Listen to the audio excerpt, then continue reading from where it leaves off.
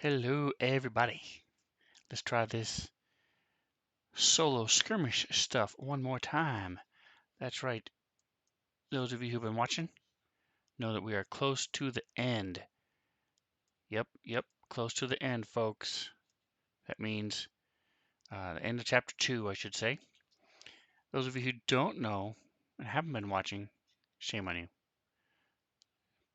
Pause this video right now, go to YouTube, and find the other solo skirmish, Svenzone Solo, 1 through 5. Watch them. It's funny. You'll like it. Trust me. If you don't like it, subscribe and watch the future ones because maybe I'll get better. Leave comments.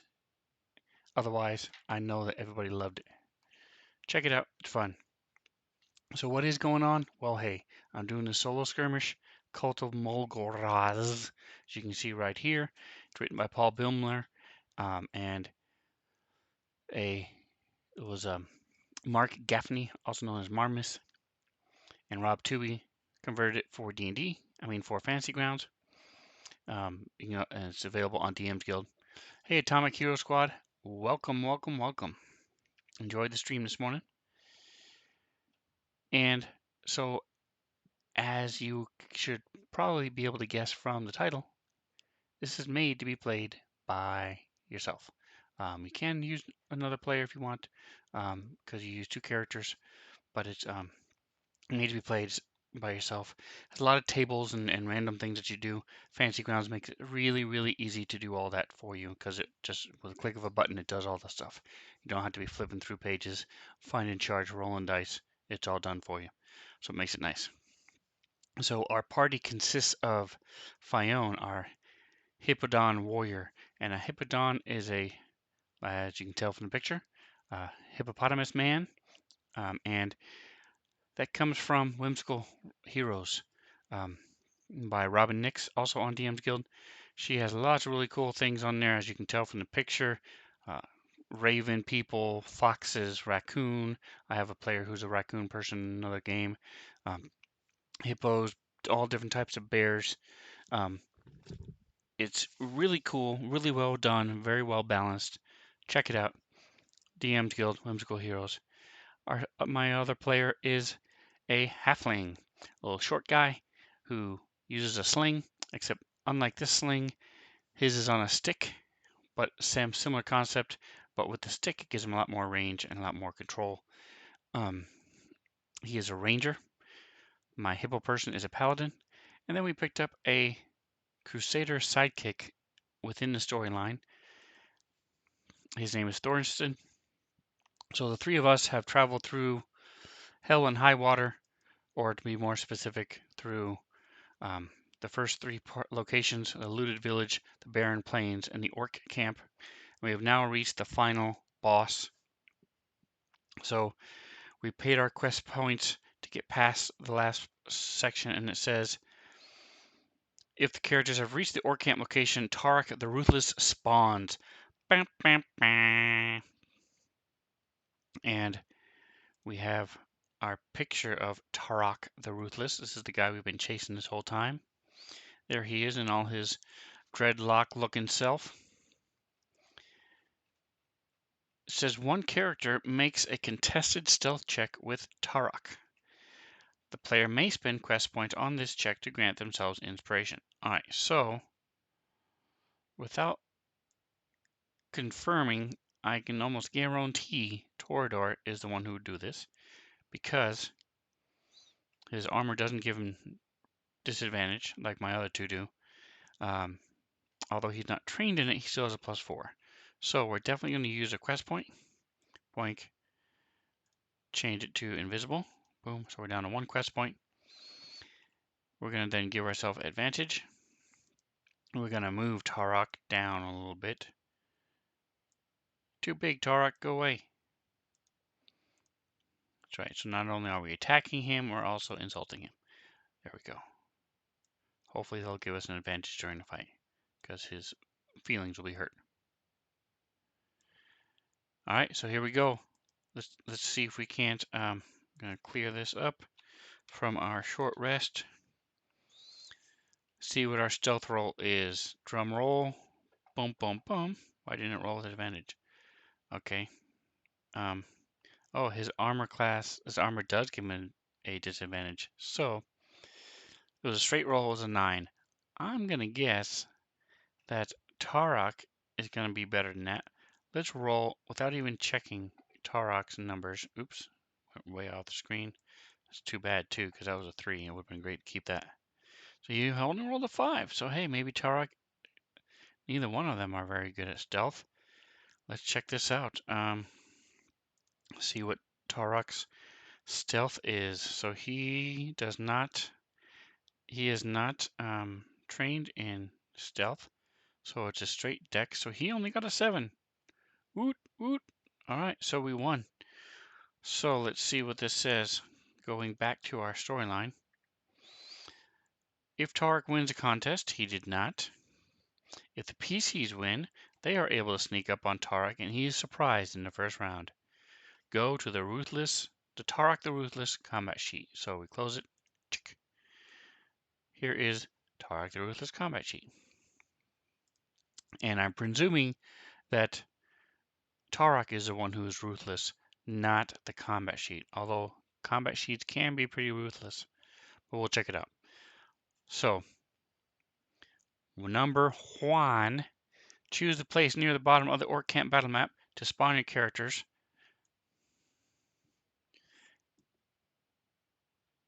Boom. There we go. Here's our Orc Camp battle map. We're going to zoom in just a smidge so we can see what's going on. Boom. Here's our peeps. That is near the bottom of the Orc Camp.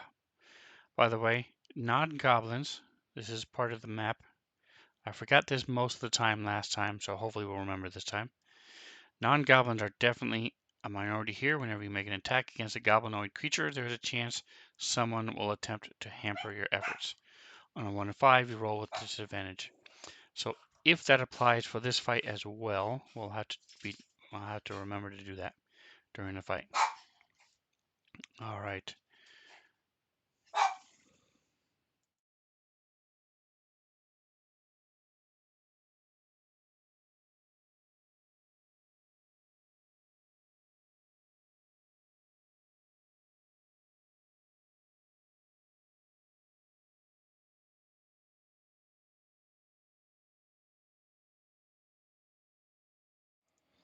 All right. So it's my dog Parker. He's just jealous because I don't let him play anymore because he keeps chewing on the dice. All right, so we've got, if you'll notice, by the way, it's a little bit darker map than it was last time because it's night. So I made it darker, more like sunset. And there's some clouds blowing across the map if you look at it. Thanks to Fantasy Grounds Unity, which is awesome. All right, so here we go. It says roll a 20-sider. Boink. 10, so he is 10 squares above us. We need to find him first. And then throw him into the combat tracker. Whopping. I'm hoping it's just going to be the 2 of us, because if it's just the 3 of us against him, we've got a pretty good chance. All right, let's see. 1, 2, 3, 4, 5, 6, 7, 8, 9, 10. And I'm going to say there's from here. So we'll go 10 starting from here across to see where he is. 6. 1, 2, 3, 4, 5, 6. Look at that. Boom. Like I knew it all along. Okay, lavender dice are unique and pretty cool, but hey, let's switch this up a little bit. One of the cool things about Unity is they now have a color dropper. So you can take this dropper, click it, and we're going to make it the color of his armor. Why? Because we want to get through his armor. That's why. Click. There we go. Now my dice are the color of his armor. Do you want them black or white? Now we'll keep them white. It's a little bit easier to see. All right. Now that we've fixed everything that's really important in life, like the dice color, Let's get back to our story. Dogs have a notoriously difficult time rolling dice. Well, he rolls it just fine. He just gets distracted, and when he gets bored, he eats them. So um, rolling wasn't the hard part.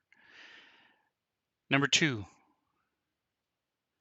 this ground is rutted due to constant foot traffic and lack of maintenance. Okay, well, if it was constant foot traffic, where's the foot traffic now? Huh? It's not constant, is it? Is it? Is it? When a character moves, they must make DC 5 Dex check. If they fail, they trip and become prone. So pretty much, as long as we don't roll like a 1 or a 2 on a 20-sider, we'll be okay. As his foist move. Okay, so we're not doing the first move yet. So then it says each round, so we'll worry about that when we get there. After the first round, if a character ever wounds him for more than 10 hit points, okay. So I'm just looking ahead to check and see. In melee, he uses his long sword, okay.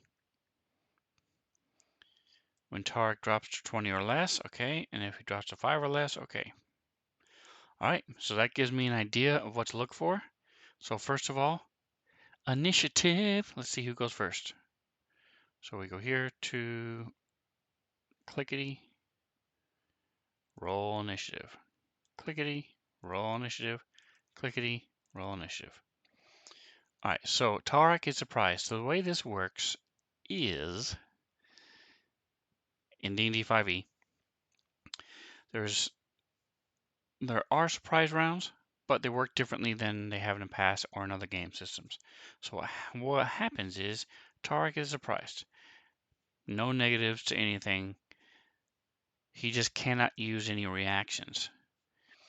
Then you'll notice Tarek is third. When Thorsten goes, he can't use his reactions and he doesn't do anything on his turn. When Thorsten goes, he now has his reactions. So if anybody during a surprise round who is surprised, as soon as their turn passes in the initiative order, they are no longer surprised. All right, so here we go. He shows up, walks out. You have chased me far enough. This ends now.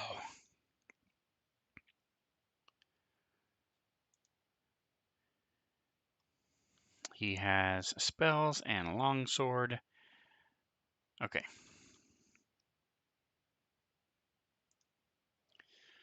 So Fion has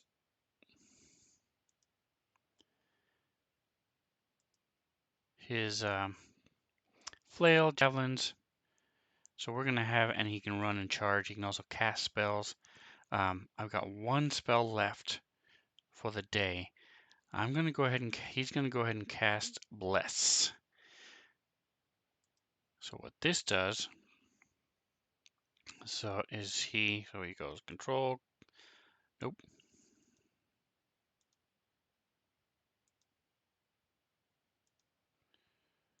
There we go. So target him.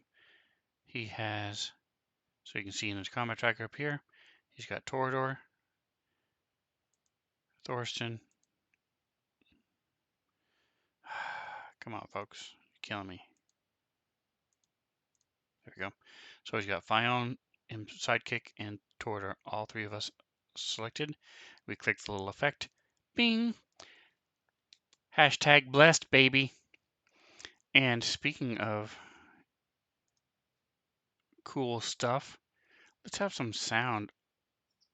A little ambient sound going on here. So you'll hear different things like a dog barking, a chicken, a blacksmith's hammer, a blacksmith dousing the heated metal into fire, a crowd every once in a while. Just bring a little ambience. Hashtag blessed, baby. That's right, Atomic. So what that means is on their turns, whenever they take an attack, they'll add a 1d4 to their attack roll. And if they ever have to make a saving throw, they get a 1d4 to the saving throw as well. All right. So Fion gets to move after casting his spell. I'm then going to go click this to clear all targets. So he's got 30 feet of movement. So he wants to be able to run up and charge this guy. Sees he has a sword. He doesn't want him to run up and hit him. 10, 20, 30. So he's going to just move up a couple squares. Squidgy, squidgy. Slide. I know this thing isn't really here, but it's okay.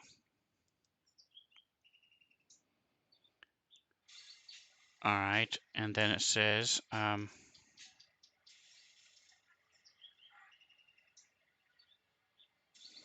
when a character moves, they must make a DC 5 Dex check. So Fion is going to try to do his Dex check. So it's just a straight Dex. It should be acrobatics, but they didn't say acrobatics because they don't know what they're doing. Oof. And there you go. So he steps in a rut, and what happens? They trip and become prone. So boom, he becomes prone here. He goes to make his step, and he falls. Because he only walked 5 feet, he can use half his movement to stand back up. So that means he's used 20, 25, and 30. So he can still get there. He just fell and looked like a doofus in front of all of his friends and all of his enemies. And he's now going to be scarred emotionally for life. That's what happens when you roll a 1 when you're just trying to walk down a street.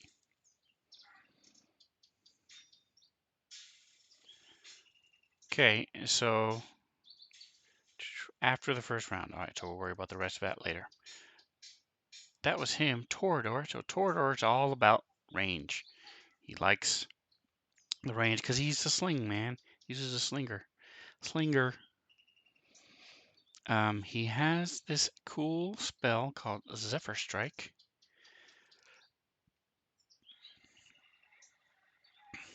It lasts up to a minute, and you can give yourself a minute. So let's start this off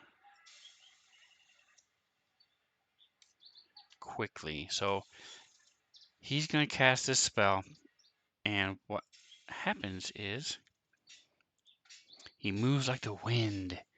Whoosh! We presume it's a fast wind and not just a slow breeze. We're going to presume it's a fast wind. And until the spell ends, he doesn't provoke it to opportunity attacks. So I could run around him in a circle and leave and go back and nothing would happen. Too far away for that to worry about it. But I can give myself advantage on an attack roll, which is awesome. And the attack does an extra damage if he hits. So he also has walking speed increases by 30 feet. So I can go 55 feet, I think, because I'm a little guy. Dan Dazzle in the house. Hello, hello, hello. Yes, so his speed is 25. After casting this spell, it is now 55. So in the middle of a bad guy fighting Tarak the Ruthless, Dan, stick around and see what happens. See if our boys are able to kick his hobgoblin butt. He's going to come up here. 30. Going to try to not necessarily flank him,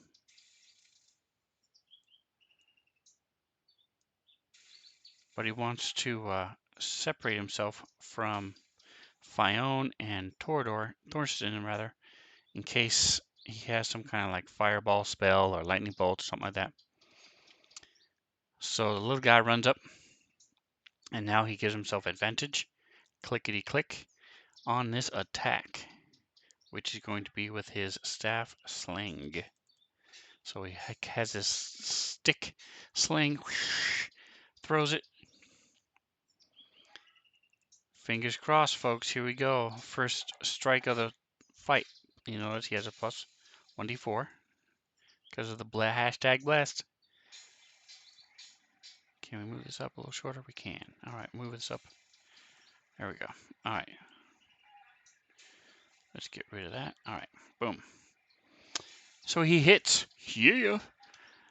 So now it does an extra 1d8 damage, baby. So he goes click to add the 1d8. And now, whoosh, boom, 1d6, 1d8, 10 points of damage to Tarok. Hits him in the chest. He runs up, running around the well. As he steps out from behind the well, flings a stone, dashes over to here, slams into him.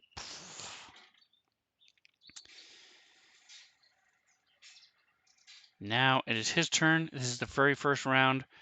In the rules, in the storyline, we snuck up on him, so he was surprised. I know I had him give a little speech beforehand, but hey, it's okay. It was all flavor. And now Thorsten, he has a crossbow, so he is also going to separate himself a little bit. He's going to move up. Actually, just going to shoot first, because he's got a crossbow that can shoot forever. Forever and a day. Alright, here's his crossbow. Let's see if he hits. With that 1d4 bonus, he got an extra 4, so that definitely made him hit. Without being blessed, he wouldn't have hit, so it was definitely worth it. So the crossbow shoots out. Boom. 3 points of damage. Not the best in the world, but still okay. And then he's going to move up.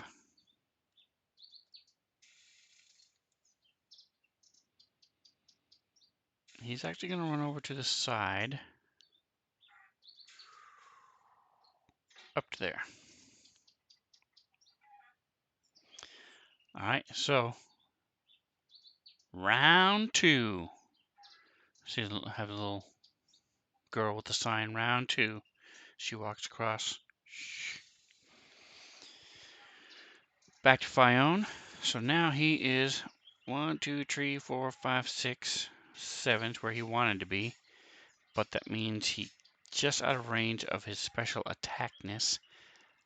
Let's read that and see if he can use it anyway. It says, if you move at least 5 feet, that ends within 5 feet,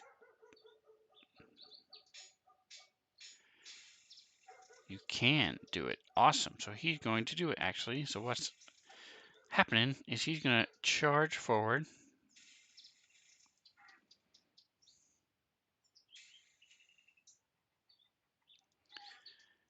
Go 30 feet, and that's his move. He normally wouldn't be able to move, but he's then going to use his action to move, close in, and do the extra 5 feet and do his attack.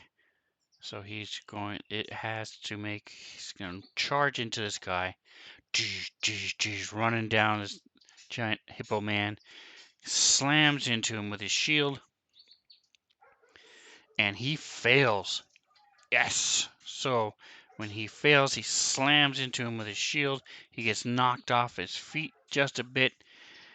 And knocked on his butt. He goes prone. Boof! And he takes some damage from the shield. He falls down. So far this guy's been hit with a crossbow, hit with a sling stone, knocked on his butt. Things are not looking very good for Tarok the Ruthless. Torador gets to go again, so he's going to move around just a little bit, just a little bit, and then he's going to use his sling stone again. He's on the ground. It does sound like a rough day. Tomek, you are correct. So he's on the ground. So when you're on the ground, you're a little harder to hit than you are when you're standing. So he's going to have disadvantage, but he's going to go for it anyway. And hopefully the hashtag blessed spell will help him a little bit. Enough to hit him. Let's see. Oof, a 4, but the +4 gives him an 8 plus a 6, 14, which is enough to hit. Boom, even on the ground. staff sling he comes running up as he goes flying to the ground. Dust goes flying up. He runs up against the building. Sling comes slamming into this guy. And minimum damage. But hey, he's on the ground. So, boom. It is now his turn. So it says, ahem. As his first move, Tarok fires off a guiding bolt at randomly determined character, then moves 30 feet roughly north.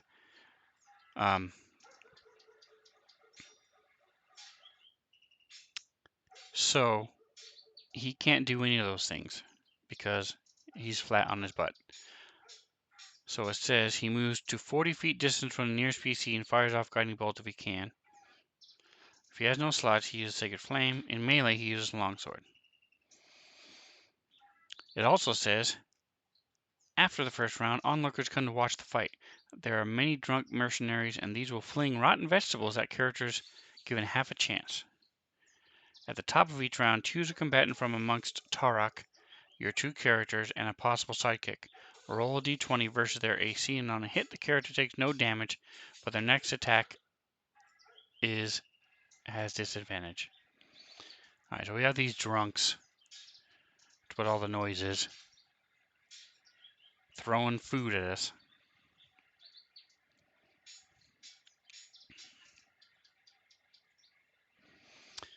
Alright, so it says if a character wounds him for more than 10, Tarek will use his next action to bestow Curse on the nearest character.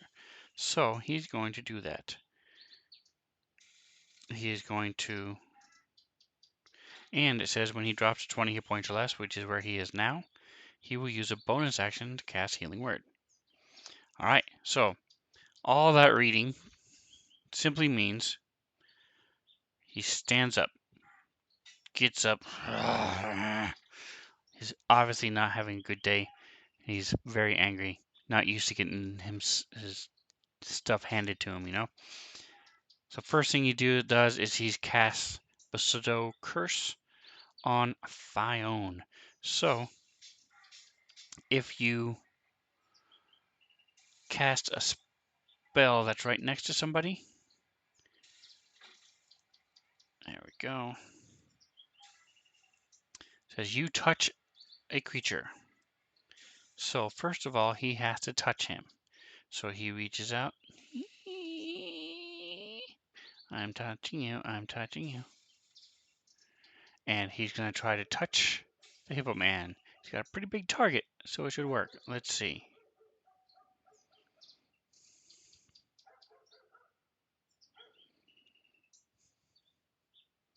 So I'm going to say he's going to have advantage. And we'll just do it as if he was using his Longi sword.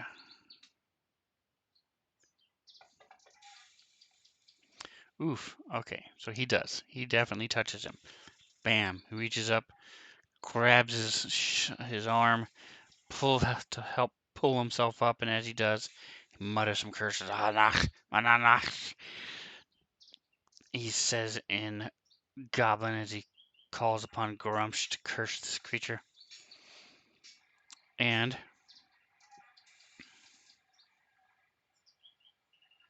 so I now must make a wisdom saving throw. The nice thing is I have blessed, so it should, yep, it's going to roll an extra d4. Oof, and I roll a 20. Messing with another deity's paladin? I don't think so. So that did not work. Awesome. So we don't have to worry about the rest of it. But what he is going to do, he's going to use his bonus action. He uses move action to stand up. He uses regular action to cast a spell. And now he's going to do a bonus action to heal himself. Because he's got Healing Word. Boink. So he heals himself for 4. And actually it would be 4 plus his wisdom mod. I'm not sure why they don't have that coded correctly. Shame on them. Tarok, wisdom is +0, that's why. Okay. Never mind. So he heals himself for 4 hit points. And now it is time for him to die. Let's see if we can kill him before it gets to be his turn again. So we're going to see Thorsten is then now going to move up. So he has to roll 2, 3. I've been forgetting to roll their dex checks. So he does a dex check. So tell me what you think, guys. If you're still around listening to this background with the dogs and the chickens and the birds, and it sounds more like a city, but is it too annoying? Is it too loud? Is it too soft? The whole point is to add a little ambience. Alright, so we're going to do a dex check. Here we go. A 4. Holy shnikes, these people are just slipping and sliding all over the place. So Thorsten moves toward him and falls on his face with a big crash, drops his crossbow, has to stand up, and pulls out his sword. He still has enough movement to get up next to him, but again, he looks like a dork, and all the drunkards are laughing at him. So Dan Dez, I don't think I hear anything. Okay, so that lets me know that I need to do something else. Cool, appreciate it. So he moves up and tries to hit him with his crossbow. Yeah, it definitely wasn't too loud then. You're absolutely right, Atomic.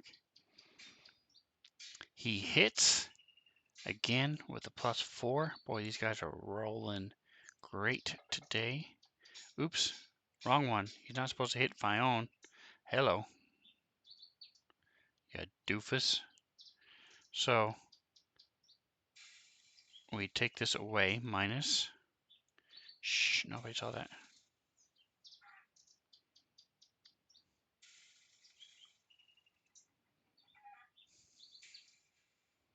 And instead, he's going to hit the correct guy. Here we go. Boom. Alright, so here's Tarak. Next, top of the round is Fion. Alright, so Fion, she feels him cast his spell. He used up his Hippoton, by the way, his charge, so I can't use that again.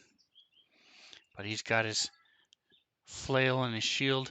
His flails, these 3 chains with large metal balls. Some of them have spikes on them, and he swings, starts it swaying back and forth, gets it going, and they're all spinning at the same time as he goes and swipes it at his new friend.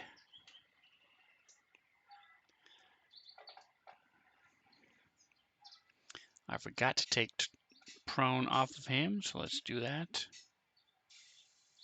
Because he stood up, so he's no longer prone.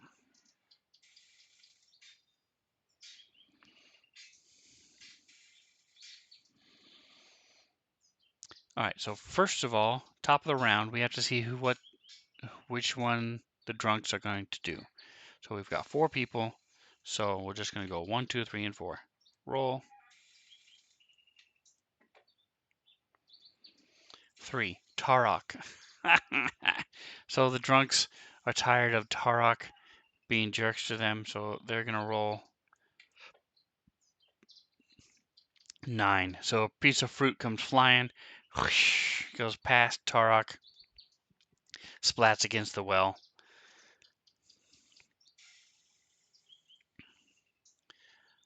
So now Fiona is going to attack him. So what happened was, because he's prone, I get advantage. So it means I roll 2 and pick the highest. So I wouldn't have had advantage. So we're going to roll again, just to be fair.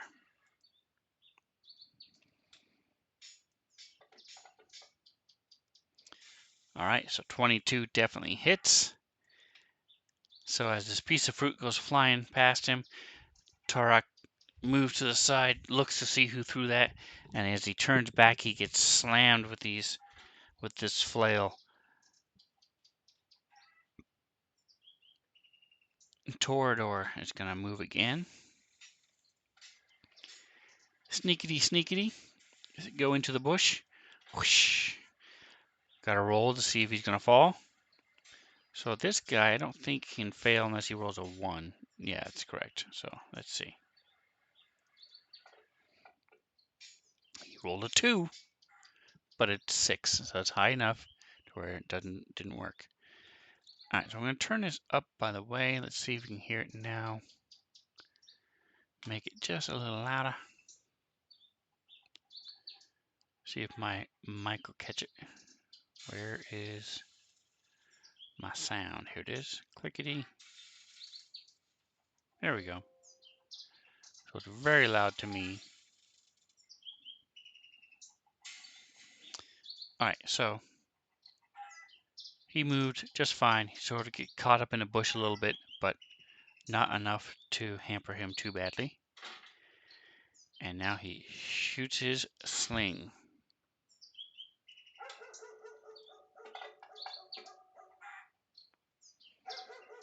Dirty 20. That is going to hit.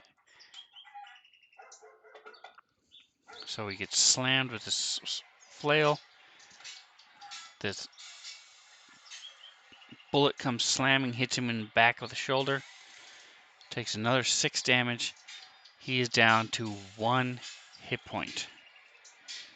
Had anybody at any time rolled a little bit higher, by even 1 hit point, he would be dead. But he's not. He's not. It says if you drop to 5 hit points or less, and you wish to take him alive, we don't. But we could capture him alive. But he's a dirty, nasty hobgoblin freak who's been killing people and destroying people. So we're not taking him alive. He is an evil that needs to be purged from the earth. Alright, so this guy is again going to heal himself.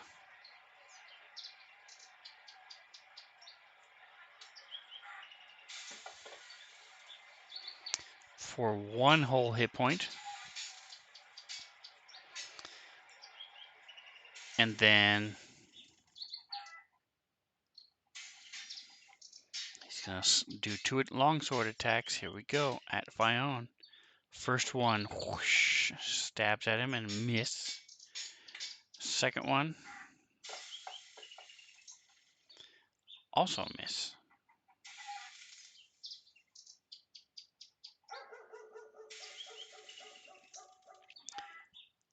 Alrighty, well, so much for Tarek. He's not going to survive the round.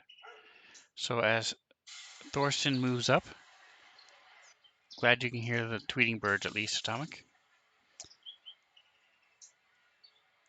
He's going to roll to see if he can stay up this time. 15. Yay, he does not fall on his face. Slashes at him again with his great sword. Toots on the dice is not. Some clanging and barking dogs. There you go, see? So we've got the blacksmith in the background. Could be fighting, however your mind wants to take you. You've got the barking dogs. So just a little ambience.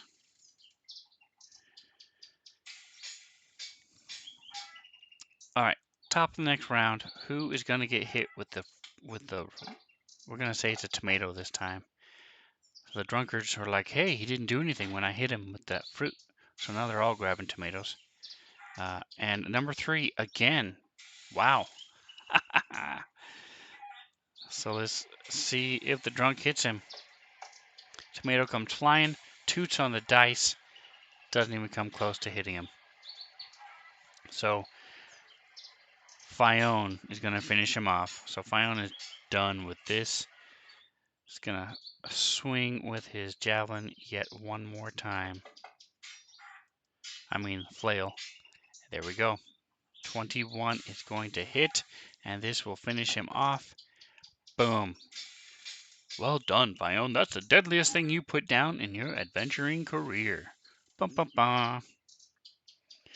Alright, so Now that you guys have heard all the cool sounds, we're gonna turn them off because the fight is over. As silence descends on the village, as this thing, so he comes around, the tomato goes flying past him. Fion slams into him. The three metal balls go crash, crash, crash, and he makes one last attempt with his sword, crumbles to one knee, and then just passes out, collapses in front of us. Tarok the Ruthless is now Tarok the Dead. So, if you are victorious, dun dun dun, turn entry 47. Boom. Here we go. You are rewarded with 400 gold as bounty for defeating Tarok. Add this to your inventory. We will close the Ruthless combat sheet.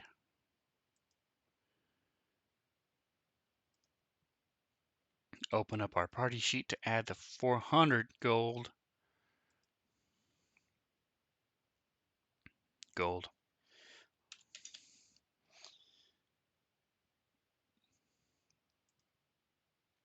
There we go.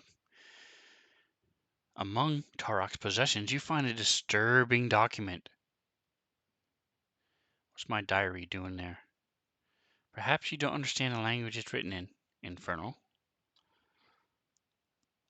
But you understand enough to perceive that this is a contract of some sort.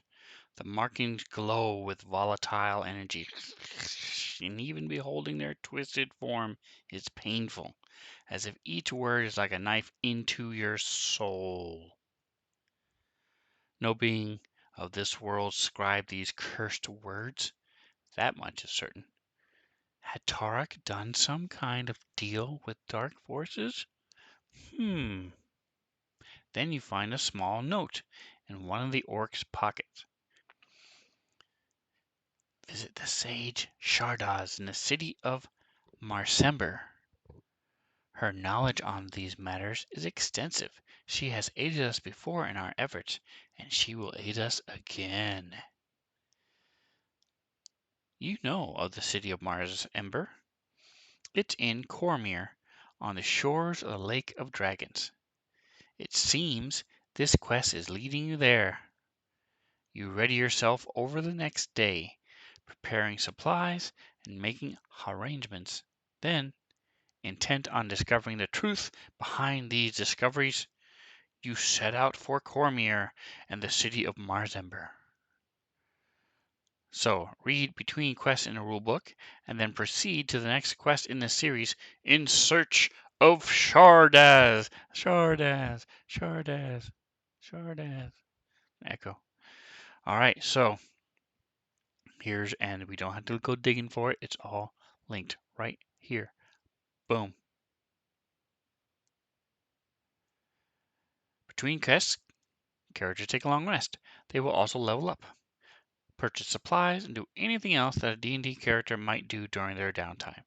In addition, they may perform any activities included in the hero phase, like recruiting, scrying, etc. So, for example, you can spend 50 gold to get some foretelling rolls, or spend 100 gold to recruit a sidekick. Also, remember to deduct 1 day's expenses. You could even use a couple other solo adventures to roleplay these downtime activities. Alright, so the point is we're just going to level up to level 3. Boing, boing, boing.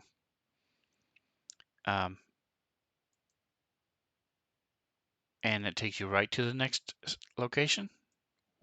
So first of all, the other thing we need to do, we'll close this, boink, is bring down our threat tracker.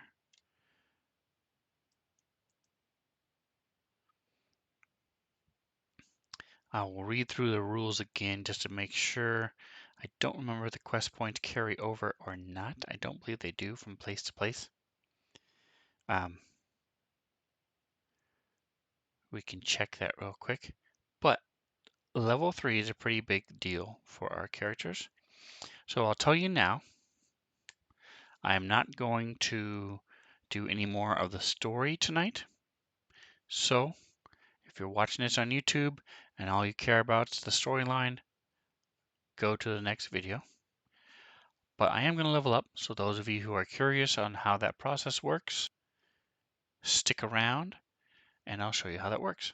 So we'll get rid of Tarok. Bye, Tarok. Bye, Tarok. First of all, let's go with our slinger. So he is a ranger.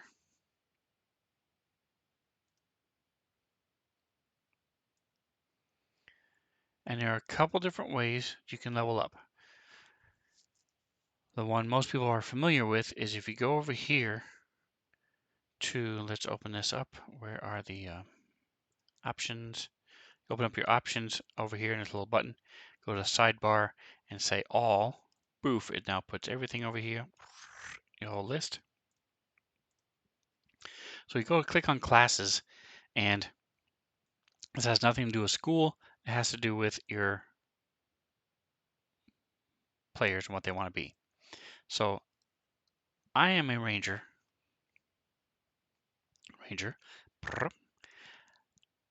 And All About the Sling is the book I'm using. So what you would do is you would just grab the little dragon head, drag it over to your character sheet, and let go. And that's one way to level them up. So I'm a level 2 ranger. Say I want to become throw in a level of fighter. I could just drag fighter. Now I would be a ranger and a fighter. Same thing with any of the classes on here. The better thing to do though is open up the magnifying glass right here next to the guy. Bink. Oops, I covered up our ranger. There it is. And then take this little dragon head here, pull it down just a smidge and let go. Like that, let go, boom. He's now level 3. And the reason you do that is because it pulls it from the same book. So if I had started with a guy from the player's handbook and then switched, pulled it over from the wrong one from this list over here, it gets confusing. So this makes it easier, makes it life simpler. You just pull it down from here. So now you look down in the chat. And it says 1 level of Ranger added to him. The average hit points added to Torador. So his hit points went up to 28. What we're also going to do is, can I give him a rest from here? I don't remember. Initiative, rest. Long rest, boom. We're also going to give him a long rest. So choose the Ranger archetype option. So when you hit level 3, you then decide how are you going to focus, what type of Ranger do you want to be. So there's an Alchemist, Artillerist, Battlesmith, and Slinger. So from day 1, I've been saying he's going to be a Slinger. He uses a sling, etc., etc. So we just go click. That's the one I want. Okay. Once again, look in the chat. And it says Slinger added to Torador. Slingshot Expert added to Torador. Master of Stone added to him. Slinger Magic added to him. And Primeval Awareness added to him. Calling it a night. Have a good one all. Good luck, Fiona and Torador. Thank you, Atomic. Like I said, we're done for the night adventuring. We're just going to get level 3. And we'll be back in Svenzone Solo 7. So hope to see you then. Enjoy your night. So, let's go look and see what this does for us, shall we? Boom.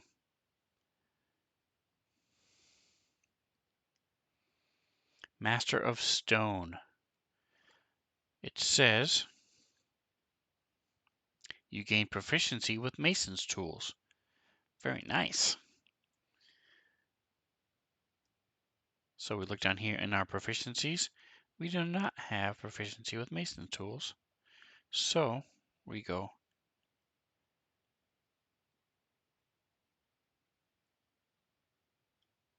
enter Mason's tools. Also, you can use the Mason's tools to create a special type of powder that when it's applied to a metal armors, it makes them shine less and makes less sound. After a long rest, you can apply this powder to up to 3 different armors that grant disadvantage at stealth checks. They no longer grant disadvantage. That is awesome, my friend, because both me and Fion have armor that grants them disadvantage. So you just go here to the main page, open up your armor class, the magnifying glass here, click. You say stealth disadvantage, click. Nope, not anymore. And before I forget, we're going to do that to Fion as well. Go to his main page. Click. Nope, not anymore. Yay. Big giant hippo can now do like a little anime, or I mean a little animated cartoon as he walks with his big giant hippo feet. Because his armor is not going to make any sound. That is awesome. I like it. I like it a lot. We also go to items. We go to Mason, enter Mason's tools, and we go to inventory, and we go to Mason tools. Bloop.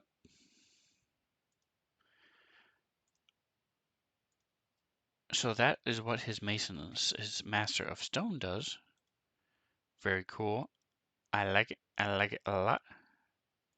I'm going to drag my storyline down here, replace number 2, because we're now on chapter 3.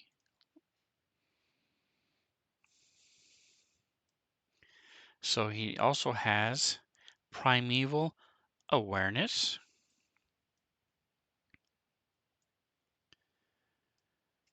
You can spend one of your spells to focus on the region around you. You can sense whether an aberration or a celestial, a dragon, an elemental, a fae, or undead are within 1 mile of you. Or if I'm in my favorite terrain, which is a forest, I can tell if they're within 6 miles of me. So it doesn't tell me where they are, but it just tells me if they exist in that area. Very cool. Don't think I'll ever use it because I'm playing solo. But it's still a cool thing. All right, last thing, here we go, Slinger.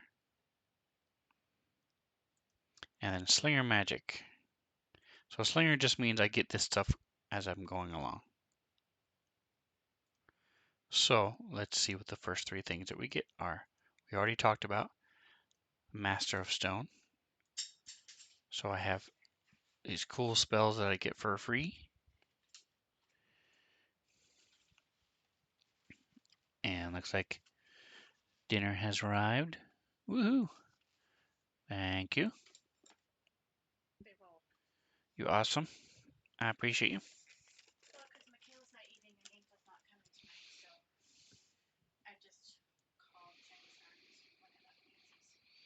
Nice.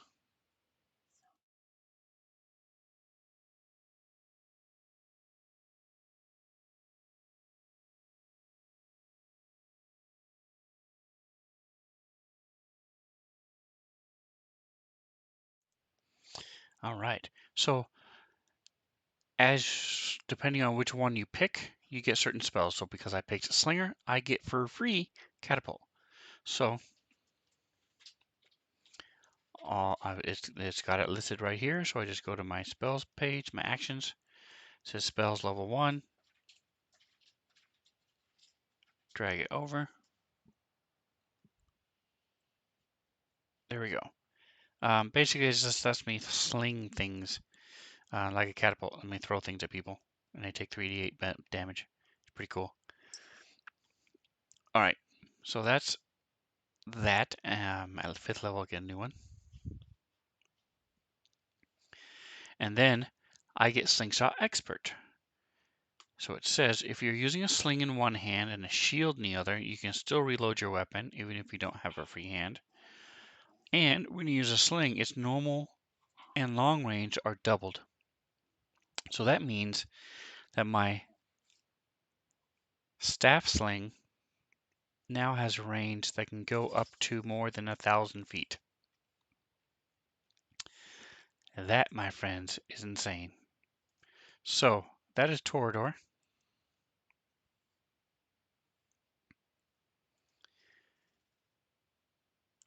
Actually, I take that back. He does get one other thing. Let's see. He gets spells. So I don't know how many spells I get. So let's check.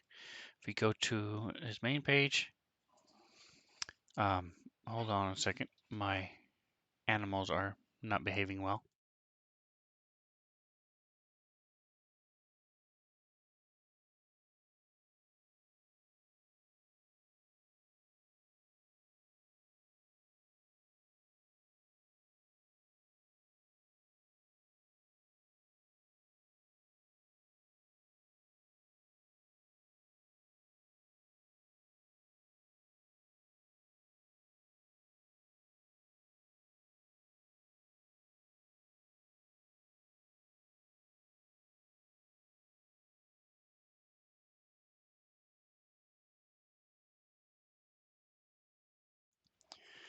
Okay, let's finish this up, shall we? So if you look at the class, open up Ranger, you can then see these are all the things that they get. And if you scroll down, here it is. So spells known at 3rd level, he knows 3 spells, and they're all 1st level spells. So remember, he got Catapult. That Catapult does not count for the ones that he knows, so he can know one more spell. So you click on Spells. You click on Level 1. Source is Ranger. You come down to Ranger. These are all the ones he can know. So let's see, what is bow staff? You touch a non-magical staff, it becomes a longbow. Cool. Detect magic, detect poison. Fog cloud is cool.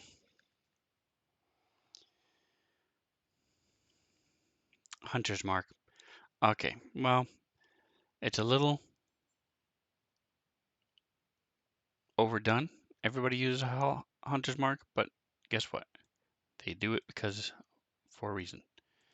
Hunter's mark is a darn good spell. So we will go with hunter's mark. All right, and now I can cast 3 spells. Yay. We will replenish our arrows. Boom, boom, boom. All right, so now for reals, we're done with Torador. Now let's check out Fion, see what he does at level 3. Go to my notes and see Oath of Conquest. Okay, so at level 3, paladins take an oath. So they have been worshiping their god. This has been 2 or 3 times now where bad, evil curses and things have tried to happen with Fion, and they've been unsuccessful. So he is very excited. He's taking the Oath of Conquest. Yes. So we're saying okay, clicking it. So first of all, we look over here and look at that. Bum, bum, bum. I should have cleared it, but I forgot. So 1 level class, 1 level paladin, average hit points, the Oath of Conquest, added to Fion, Divine Health, added to Fion, Sacred Oath, added to Fion, Channel Divinity, added, Conquest, Oath spells, and Tenets of Conquest. So won't go through all those tiny things, but what we are going to do is we're going to take a look and see how many spells Fion gets. Do the same thing, you just scroll down. At 3rd level, same thing, 3 1st level spells. So right now, He has 3 first level spells. Perfect. So he also gets a one for free. So we're going to go click, long rest, baby. Gets his spell slots back.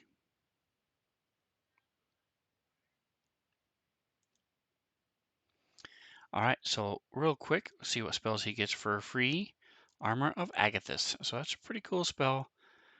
What happens is he casts the spell, and then if he gets hit, he first of all gets 5 temporary hit points. So that stack up onto what hit points he already has.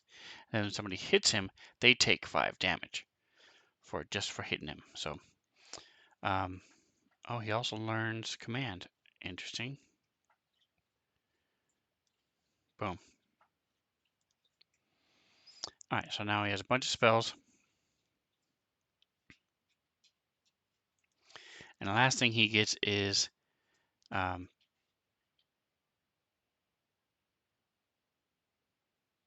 Channel Divinity Conquest. Here it is. So what he can do is, besides telling undead to go away,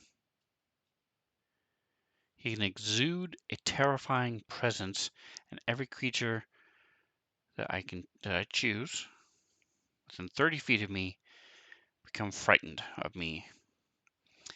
Or I can give myself supernatural accuracy to give me a plus 10 on a roll.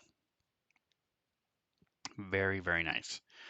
All right. The sad thing is, Channel Divinity I can only do once a day. So we're going to go here to here.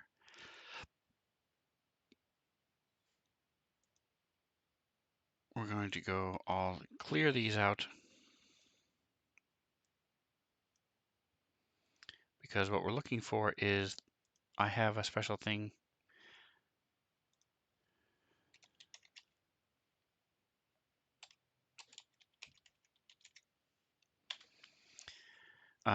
That allows me to, there we go, it's called Class Effects, also done by Rob Toohey. So all I have to do is go to Conquering Presence, slap that under Paladin, and then go to my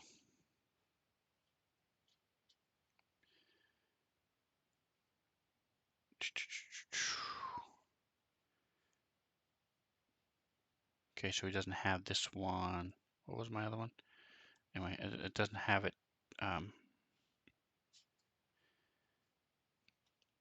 What is it called? Let's see, go back to where it just was. It was called Guided Strike. Okay, so Guided Strike isn't in here. It's only a plus 10, so you just add plus 10 to it, so that's not a big deal. But I do need my Paladin Channel Divinity. Okay, there it is. Cool. So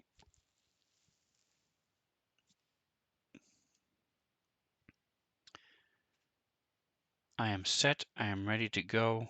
I have my spells. I have my people. I have my things. Last thing I'll need to do is hit points. So he gets a D10. So what I do is the DM rolls and the player rolls. So in this case, we're one and the same. So we can roll 2, give it a roll, 14. So 10. Awesome.